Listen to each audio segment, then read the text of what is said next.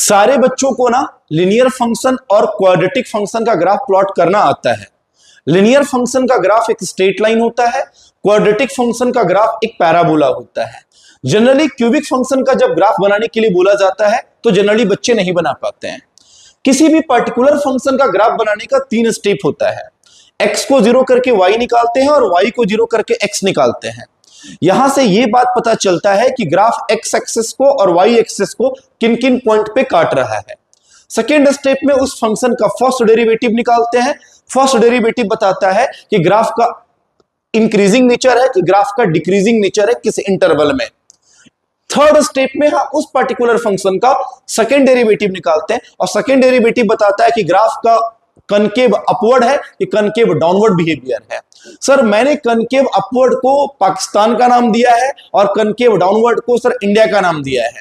Sir बात समझो, अगर इस पर्टिकुलर फंक्शन का मुझे ग्राफ प्लॉट करने के लिए बोला जाएगा तो उन 3 स्टेप को अगर फॉलो करेंगे तो ये ग्राफ कुछ इस तरह से बनता हुआ दिखाई देगा।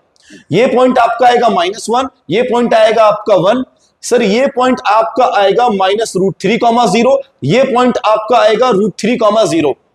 अब ग्राफ के पॉइंट ऑफ व्यू से हम बहुत कुछ सीख सकते हैं। पहला बात हम देख सकते हैं कि -1 पे फंक्शन अपना लोकल मैक्सिमम वैल्यू ले रहा है और 1 पे फंक्शन अपना लोकल मिनिमम वैल्यू ले रहा है। दूसरी बात यहां से हम ये समझ सकते हैं कि ये जो फंक्शन है आपका एक ऑड फंक्शन है क्योंकि ये जो ग्राफ है वो सिमेट्रिक अबाउट ऑरिजिन है।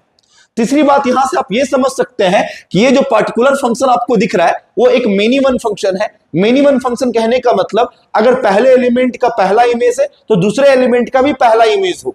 क्लियरली दिख रहा होगा कि अगर मैंने एक्स एक्सिस के पैरेलल एक लाइन खींचा तो वो लाइन इस ग्राफ को एक से ज्यादा जगह पे कट कर रहा है। तो अगर कोई लाइन एक्स एक्सिस के पैरेलल मैंने ड्रॉ किया और अगर वो लाइन उस ग्राफ को एक से ज्यादा पॉइंट पे कट करता है तो मेनी वन फंक्शन कहलाता है। साफ साफ ये भी दिख रहा होगा कि ये फंक्शन का रेंज आपका ऑल रियल नंबर है क्योंकि -∞ से ∞ के बीच के एलिमेंट को ले रहा है। तो ग्राफ सर मैथमेटिक्स में बहुत ही यूजफुल होता है।